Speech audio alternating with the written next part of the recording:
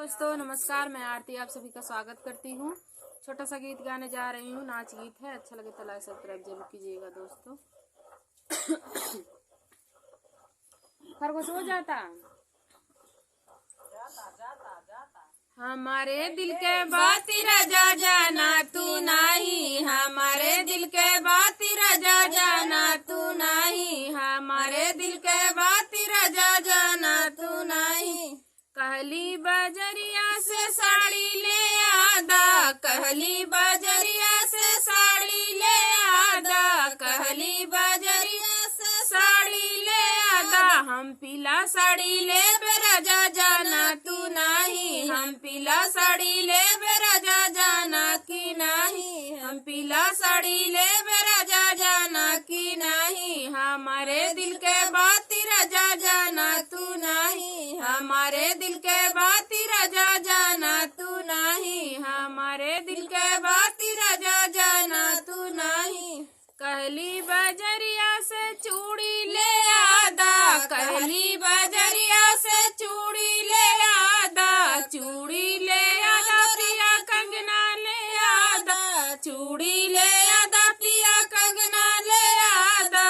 कहली बजरिया से चूड़ी ले आदा, हम पीला चूड़ी ले राजा जाना की नहीं, हम पीला चूड़ी ले राजा जाना की नहीं। हमारे दिल के बात राजा जाना की नहीं, हमारे दिल के बात राजा जाना तू नहीं, हमारे दिल के बात राजा जाना तू नहीं, हमारे दिल के बात राजा जाना तू नहीं। कहली बजरिया से बिंदिया ले आदा, कहली बजरिया से बिंदिया ले आदा, बिंदिया ले आदा प्रिया बिंदिया ले आदा।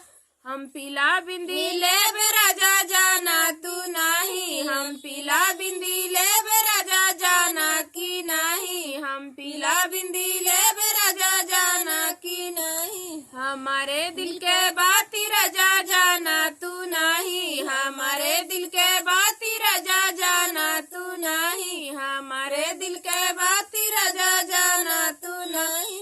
कहली बजरिया से लाली ले आदा, कहली बजरिया से लाली ले आदा, लाली ले आदा पिया लाली ले आदा। हम रेड लाली ले राजा जाना की नहीं, हम लाल लाली ले राजा जाना की नहीं। हमारे दिल के बात राजा जाना तू नहीं, हमारे दिल के बात राजा जाना तू नहीं, हमारे दिल के बात राजा जाना तू नहीं, हमारे दिल के बात राजा जाना तू नहीं। कहली बजरिया से सिंदूरा ले आदा, कहली बजरिया से सिंदूरा ले आदा। हम पीला सिंदूर ले राजा जाना की नहीं, हम पीला सिंदूर ले राजा जाना की नहीं। हमारे दिल के बात राजा जाना तू नहीं, हमारे दिल के बात राजा जाना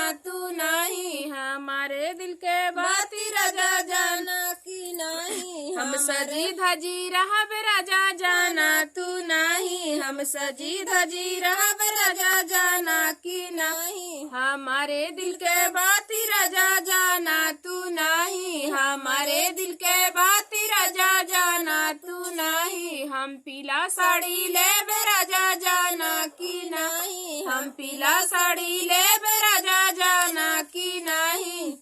दोस्तों अगर हमारा गीत अच्छा लगे तो लाइक सब्सक्राइब जरूर कीजिएगा, कमेंट करना मत भूलिएगा। हमारा गीत कैसा लगा, छोटा सा गीत था।